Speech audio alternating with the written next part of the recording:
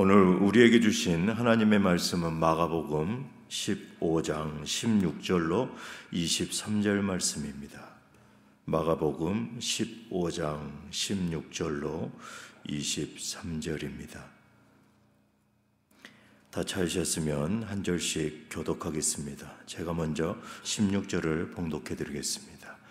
군인들이 예수를 끌고 브라이도리온이라는 뜰 안으로 들어가서 온 군대를 모으고 예수에게 자색 옷을 입히고 가시관을 엮어 씌우고 경례하여 이르되 유대인의 왕이여 평안할지어다 하고 갈대를 그의 머리를 치며 침을 뱉으며 꿇어 절하더라. 희롱을 다한 후 자색 옷을 벗기고 도로 그의 옷을 입히고 십자가에 못 박으려고 끌고 나가니라. 마침 알렉산더와 루포의 아버지인 구레네 사람 시몬이 시골로부터 와서 지나가는데 그들이 그를 억지로 같이 가게 하여 예수의 십자가를 지우고 예수를 끌고 골고다라 하는 곳, 번역하면 해골의 곳에 이르러 모략을 탄 포도주를 주었으나 예수께서 받지 아니하시니라. 아멘. 저는 오늘 본문 말씀을 가지고 우연을 가장한 은혜의 십자가라는 제목으로 은혜를 나누겠습니다. 마태복음에 나오는 예수의 족보를 보면 룻이 등장합니다. 이 룻기 2장을 보면 우연히 보아스의 보리밭에 이삭 줍기를 갖다가 그와 결혼하여 다윗 왕의 증조모가 되고 그의 후손의 혈통을 따라서 메시아가 탄생하게 되는 것을 볼 수 있습니다. 다윗 왕의 혈통에 이방 모압의 여인이 끼어들어서 중요한 위치를 차지하고 있다라는 것이 이 하나님이 하시는 이 일에는 우연이라는 단어가 표현이 되어져 있습니다. 이 하나님이 하신 이 놀라운 사역에 우연히. 룻기 2장 3절을 제가 읽어드리겠습니다. 룻이 가서 배는 자를 따라 밭에서 이삭을 줍는데 우연히 엘리멜렉의 친족 보아스에게 속한 밭에 이르렀더라. 하나님께서는 우연히 룻과 보아스를 이곳으로 보내서 이곳에서 보아스를 만나 결혼을 하게 되고 또 다윗 왕의 증조모가 된 이 사건은 결코 우연이 아니다라는 것입니다. 이 모압 여인의 피가 이 다윗 왕에 왜 섞이게 되었을까요? 또 아합 왕의 죽음을 보면 어떻습니까? 이 성경에서는 이전의 모든 왕들보다 악하고 또 하나님의 진노를 격발시키는 자다라고 이 아합 왕을 기록하고 있습니다. 그는 이스라엘 전체를 우상 숭배에 빠뜨렸습니다. 아합 왕은 아람과의 3차 전쟁에서 우연한 죽음을 맞이합니다. 열왕기상 22장 34절로 35절을 보니까 한 사람이 우연히 활을 당기어 이스라엘 왕의 갑옷 솔기를 쏜지라. 왕이 그 병거 모는 자에게 이르되 내가 부상하였으니 내 손을 돌이켜 나로 군중에게 나가게 하라 하였으나 이날의 전쟁에 맹렬하였으므로 왕이 병거 가운데 붙들려 서서 아람 사람을 막다가 저녁에 이르러 죽었는데 상처의 피가 흘러 병거 바닥에 고였더라. 치료하는 그 시기를 놓쳤다는 것입니다. 이 저격수가 이 아합 왕의 갑옷의 빈틈을 겨냥하여서 수없이 많은 연습을 통하여 그곳을 향하여 화살을 쏘아서 아합 왕이 죽게 된 것이 아니라 어느 이름도 없는 그 군병이 우연히 허공을 향하여 쏜 그 화살이 왕의 그 갑옷의 그 비늘 사이를 찔러 피를 흘리게 되고, 또 전쟁 틈에서 치료의 시기를 놓치게 되고 많은 피를 흘려서 종국엔 그 아합 왕이 죽게 되었다. 이 죽게 된 그 죽음이 과연 우연인가? 우리는 깊이 묵상해 보아야 합니다. 이 아합 왕의 죽음, 또 룻의 그 보아스와의 결혼, 이러한 일들뿐만 아니라 성경에는 무수히 많은 우연한 일들이 나옵니다. 요나는 어떻습니까? 이 풍랑을 맞아서 그 뱃사람들이 요나를 물속에 빠뜨려 버렸을 때 우연히 고래의 그 물고기의 입에 들어가게 되는 것이죠. 그는 결국은 하나님의 사역을 감당하게 됩니다. 또 사브락 과부는 어떻습니까? 죽음을 맞이하려고 하고 있던 그에게 엘리야가 나타나서 우연히 나타나서 축복하게 되는 것이죠. 이 하나님의 구속사의 이 한 페이지에는 우연한 사건들에서 시작이 되어집니다. 이 우연이란 생각지 않은 어떠한 일을 말합니다. 이런 사전적인 의미죠. 우리들 입장에서는 이 우연이라고 할 수 있는 일들이 참으로 많습니다. 하지만 하나님의 관점에서 보면 이 우연이라는 것은 결탄코 없습니다. 이 세상에서 일어나는 모든 일들이 우연히 일어나는 것이 아니다라는 것입니다. 그 일이 그렇게 되어야 할 이유가 있어서 그렇게 되었다라는 것입니다. 우리 교회에서 일어나는 일들 가만히 지켜보십시오. 우연한 일이라고 생각하십니까? 이것이 바로 하나님의 섭리다라는 것입니다. 하나님의 섭리라는 것은 이 하나님께서 스스로 목적하고 계획하신 바를 이루어 가시는 것을 말씀하고 있습니다. 우리가 이 새벽에 예수님의 순환을 묵상하고 있습니다. 이 예수 그리스도의 이 순환을 생각하면 십자가의 이 고난이 가장 먼저 떠오르게 됩니다. 하나님이신 그 예수님이 십자가를 통하여 받는 그 고난, 그것이 바로 순환인 것이죠. 예수님의 십자가의 고난은 우리가 상상하는 것과는 감히 우리가 상상하는 그 정도를 뛰어넘은 것입니다. 문자로 기록할 수 없는 무수히 많은 일들, 고통들, 또 수모, 조롱, 우리는 그 중심을 지금 통과하고 있습니다. 예수님은 태어나실 때부터 빈곤이라는 그 고난을 맞이했습니다. 또 헤롯의 탄압을 피해서 피난민 신세가 됐고, 또 가족들은 물론 가장 가까운 제자들이 오해와 배반을 반복하는 그러한 인간적인 슬픔도 경험하셨습니다. 또 종교 지도자들은 어떻습니까? 수없이 많은 시간을 쫓아오며 사람들을 파견해서 예수를 비방하고 예수의 제자들을 흩으려고 수많은 그러한 예수님의 핍박을 우리가 볼 수 있습니다. 이제 로마인들의 손에 예수님은 넘겨졌습니다. 총독 빌라도는 로마의 관점에서 볼 때 정치범인 바나바와 또 유대 종교재판에서 아무런 죄를 찾지 못한 그 예수를 유대인의 왕이라는 그 호칭을 붙여서 그 사이에서 수없이 많은 갈등을 하고 있습니다.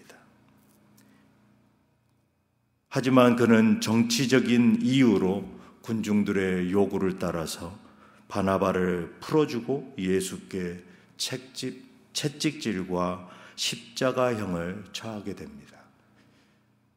지금 우리는 이 십자가를 짊어지고 끌려가는 그 예수님의 그 전에 형틀에 묶어놓고 채찍질을 가하고 계속 십자가를 짊어지고 올라가는 그 예수님에게 채찍질과 수모를 이렇게 계속 당하게 하는 이러한 상황이 일반적인 십자가형이 아닌 것으로 이 역사학자들은 말하고 있습니다. 십자가형에 처한 사람은 이렇게 채찍질에 모진 고통을 주지 않는다라고 합니다. 하지만 예수님은 십자가의 형에 처해졌음에도 불구하고 그 가죽끈의 납덩이와 이 동물의 뼈가 달려있는 그 채찍질에 수없이 많은 채찍질을 당하고 그 당할 때에 뜯겨져 나가는 그 살들과 또 엄청나게 많은 피를 흘리게 된다는 것이죠. 이러한 일들이 우연이겠습니까? 이제 예수님은 온전히 로마인들의 손에 넘어가게 되고 예루살렘에 있는 총독의 관저에 있는 그 뜰에 로마 전역에서 온 군인들이 예수님을 능멸하게 됩니다. 로마 군인들은 예수님의 그 자칭 유대인의 왕이다 라고 주장을 그 유대인의 왕이라는 그 주장을 조롱하기에 이릅니다. 그들이 유대인의 왕이여 라고 하면서 맹세하는, 경례하는 그 모습은 이 지도자를 향하여 전대하는 그러한 경례의 모습이 아니라 네가 과연 유대인의 왕이냐 하면서 비웃고 있는 것이죠. 이 권위를 상징하는 또 자색 옷을 그 채찍질에 살이 뜯기고 피가 응어리가 져 있는 그의 몸에 덮어 입힙니다. 그리고는 가시면류관을 만들어서 왕이라고 조롱하면서 머리에 씌울 때에 그 가시가 찔려 또 얼굴에 피가 범벅이 되었을 것입니다. 예수님에 대한 모욕은 계속됩니다. 갈대로 예수님의 머리를 치고 침을 뱉으며 꾸러절하면서 유대인의 왕이여 평안할지어다 라면서 조롱합니다. 예수님을 향한 그 희롱을 다한 후에는 또 그 피가 그 옷과 자색 옷과 붙어 있는 그러한 옷을 뜯어내고 예수님의 옷을 다시 입힙니다. 그리고는 십자가에 못 박으려고 끌고 나갑니다.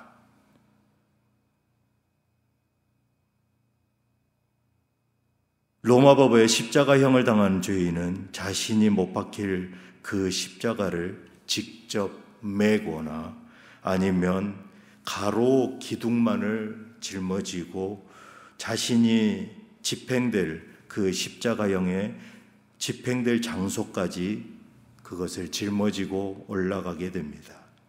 예수님도 예외가 아니었습니다.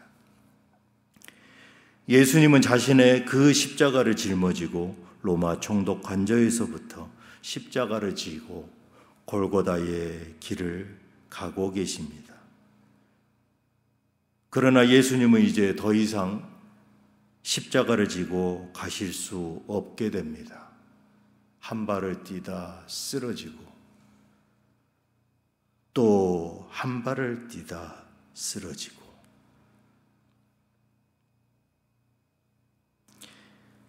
그런데 성경은 갑자기 한 사람을 등장시킵니다. 아프리카 북쪽 연안에 위치한 유대인들의 집성촌이 있습니다. 구레네라는 곳입니다.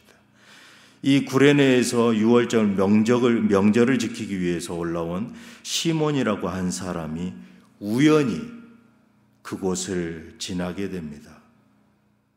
아마도 이 예루살렘에 유월절 명절을 보내기 위해서 떠났을 때가 아마도 한 달 보름 전이었을 것이다 라고 역사학자들은 말합니다. 그가 한 달 보름 전에 걸어서 이 예루살렘에 도착하였고 그는 벅찬 가슴에 성전을 향하여 걸어 올라가고 있을 때 군인들의 그 무리들과 사람들이 조롱하는 그 모습들을 우연히 보게 됩니다. 그도 그 사이에 끼어서 그 진광경을 보게 된 것이죠. 그런데 어떻게 됩니까? 여러분들이 다 알다시피 로마 군인이 갑자기 구레네 시몬을 지목하고 그에게 억지로 예수님의 그 십자가를 대신 지게 합니다. 여기서 이 억지로라는 말은 강제로라고 말하고 있습니다. 강제로 시몬에게 선택할 그 시간을 주지 않고 그 십자가를 짊어지게 했다라는 것입니다. 구레네 시몬은 로마 군병의 명령을 거부할 수 없습니다. 그 이유가 로마 군병이 십자가형을 집행하면서 죄인을 끌고 그 집행 장소로 이동할 때는 전시 상황과 같이 취급이 되어집니다. 전시 상황에 그 군병이 일반인들에게 무언가를 요구하였을 때 그것을 따르지 않게 되면 그는 즉결 심판을 받게 되어 죽음에 이를 수도 있는 그러한 이 상황인 것이죠. 그래서 구레네 시몬은 고민할 시간도 없이 예수님의 그 십자가를 지게 됩니다. 우연히 그곳에서 억지로 강제로 예수님의 십자가를 지게 된 것이죠. 구레네 시몬은 이 사건을 통해서 아마도 그리스도인이 된 것으로 보여집니다. 마가복음의 저자인 마가 요한은 구레네 시몬을 알렉산더와 루포의 아버지라고 소개합니다. 마가는 왜 이 사건과는 전혀 상관없는 그의 아들 알렉산더와 루포의 이름을 언급하였을까요? 이것도 과연 우연일까요? 이것은 아마도 마가가 마가복음을 기록한 곳이 바로 로마에서 기록하였고 또 로마에 거주하고 있는 알렉산더와 루포를 알고 있었기 때문일 것입니다. 그리고 그 당시 이들은 초대교회에서 아주 유명한 인물이었기 때문일 것입니다. 사도 바울은 로마서에서 이렇게 고백합니다. 루포와 그의 어머니에게 문안하라. 로마서 16장에 그를 영적 어머니다라고 소개합니다. 루포의 어머니가 바울의 영적 어머니라는 것이죠. 마가는 그들의 믿음의 뿌리가 그들의 아버지가 우연히 유월절 명절을 지내기 위해서 예루살렘을 방문하였고 자칭 유대인의 왕이라고 하는 그 자를 십자가형으로 처형을 하기 위해서 이동하는 그 행렬들 사이에 우연히 끼어 구경하였다가 억지로 예수님의 십자가를 대신 지게 되었던 그 사건. 그 사건은 한 가정을 변화시킵니다.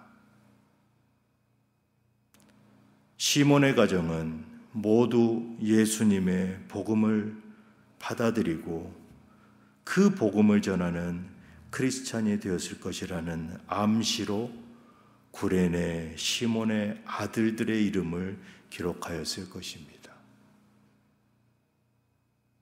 마가는 그들의 믿음의 뿌리가 바로 우연히 억지로 강제로 그 맡겨진 그 십자가를 무거운 십자가를 감당하게 된 시몬, 그 시몬이 가족과 자기 자신뿐만 아니라 가족의 모든 일원들의 구원을 얻는 생명의 신앙을 얻게 된 것으로 신학자들은 설명하고 있습니다. 로마서 16장 13절을 제가 읽어드리겠습니다.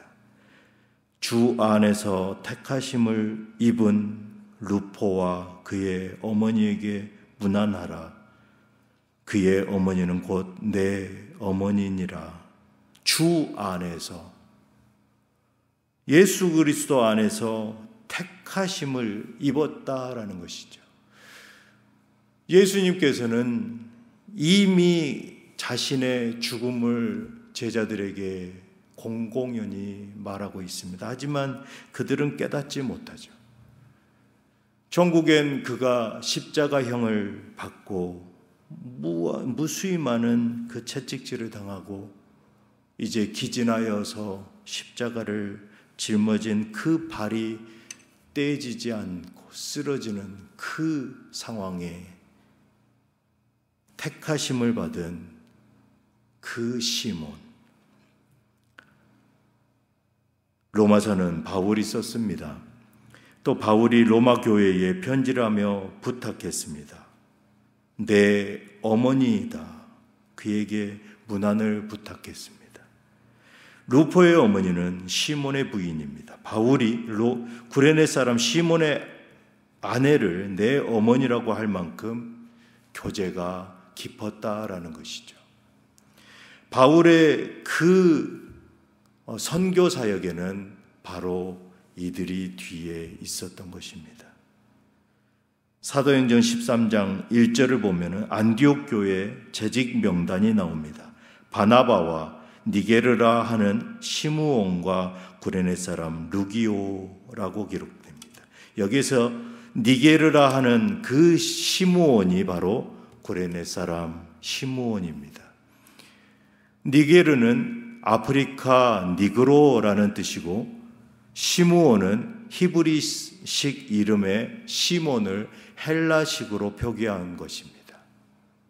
그렇다면 이름 없는 아프리카 출신의 그 순례객이 예루살렘에 왔다가 우연히 억지로 진 그 십자가, 그 경험을 통하여서 그리스도인이 된 것이죠. 그리고 나서 일생을 주님을 증거하는 사람이 된 것입니다.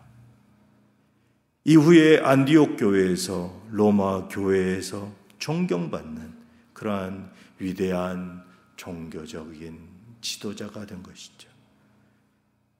심지어 그의 아내까지도 위대한 교회의 어머니가 되었습니다. 뿐만 아니라 두 아들 알렉산더와 루포, 그는 그 아버지 시몬보다 더 훌륭한 인물이 되었습니다. 교계의 훌륭한 지도자, 이 마가복음의 저자가 복음서를 쓰면서 이들의 이름을 소개하고 있는 것이죠. 사랑하는 성도 여러분, 여러분들은 어떻습니까? 여러분들은 이 구레네 시몬과 같은 경험을 한 적은 없으십니까? 이 구레네 시몬과 같이 변치 않는 신앙인이 되시기를 주님의 이름으로 축복합니다. 이들은 어떠한 상황에도 변질되지 않았습니다. 오히려 예수 그리스도의 그 복음을 전혀 듣지 못했던 이 구레네 시몬은 어느 누구보다도 훌륭한 변화되어진 크리스찬이 되었다라는 것이죠. 이들은 바울의 선교 사역을 끝까지 물질로, 기도로 서포트하였습니다. 이 한 가장에게 일어난 이 우연한 사건, 온 가족을 구원할 뿐만 아니라 그들의 삶 가운데에서 수없이 많은 곳에 지원을 하고 선교를 지원하고 로마 교회와 안디옥 교회에서 본이 되어지는 그 삶을 살았던 그 가족, 우연한 시몬이 억지로나마 주님의 그 십자가를 졌던 결과가 바로 이렇습니다. 이제는 로마 군병에게 억지로 지었던 그 십자가가 온 가족을 구원했을 뿐만 아니라 로마 교회와 안디옥 교회를 이끌어가는 그 은혜의 십자가가 된 것은 우연을 가장한 하나님의 은혜인 것이죠. 이러한 우연을 가장한 억지로 담당한 그 십자가, 나도 지기를 원합니다. 교회에서는 수없이 많은 일들이 생깁니다. 나의 상식을 벗어난 수없이 많은 일들, 그리고 내가 기대했던 그러한 모습들. 하지만 그들은 어김없이 나의 기대를 저버리고 깨버립니다. 그럴 때에 여러분들은 그 억지로 진 그 십자가를 벗어 던지실 것입니까?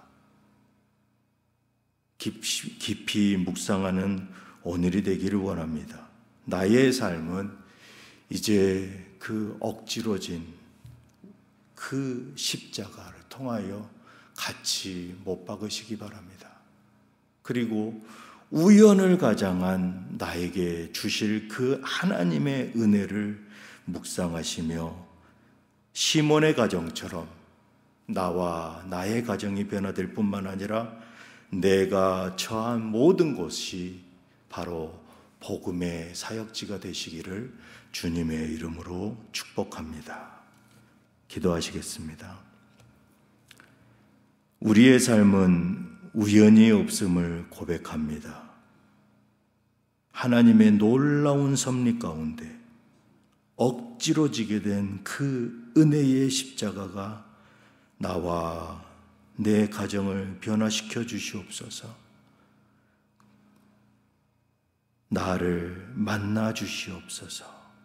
우리 주 예수 그리스도 이름으로 기도드리옵나이다. 아멘.